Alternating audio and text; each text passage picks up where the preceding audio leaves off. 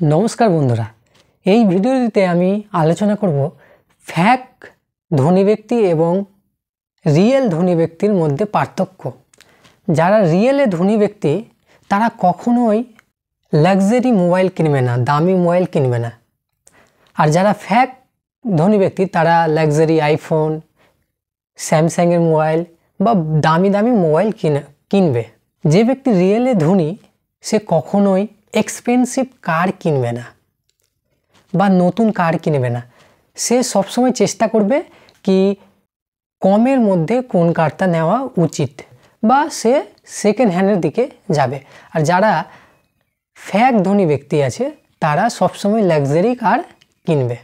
যারা ফ্যাক ধনী ব্যক্তি আছে তারা খুব ট্রাভেলিং করবে, এখানে যাবে ওখানে যাবে, হয়তো কাল দার্জিলিং, এরপরে চলে গেল তোমার আরও বিভিন্ন জায়গা, দীঘা, অন্য জায়গা। আর যারা রিয়েলে ধনী ব্যক্তি তারা সেই টাকা থেকে ইনভেস্ট করে আরও বাড়ানোর চেষ্টা করে।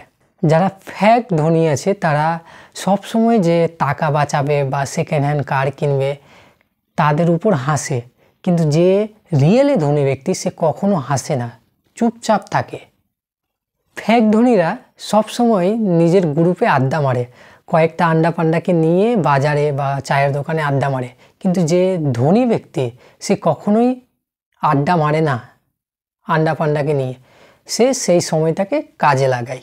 যারা ফ্যাক ধনী ব্যক্তিরা আছে তারা উইকে কোথাও না কোথাও বাইরে চলে যায় ড্রিঙ্ক করতে, নয়তো এমনি কোথাও ঘোরাঘুরি করতে। কিন্তু যারা রিয়েলে ধনী ব্যক্তি আছে তারা কখনো বাইরে যায় না সেরকম, সেই সময়টাকে তারা বাড়িতে বসে নতুন কোনো কিছু শিখে।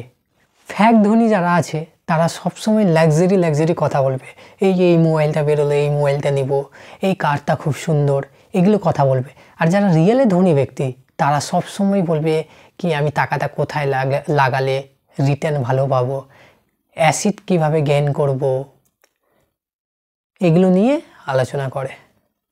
ভিডিওটি যদি ভালো লেগে থাকে তাহলে লাইক, সাবস্ক্রাইব আর কমেন্ট করে জানিও।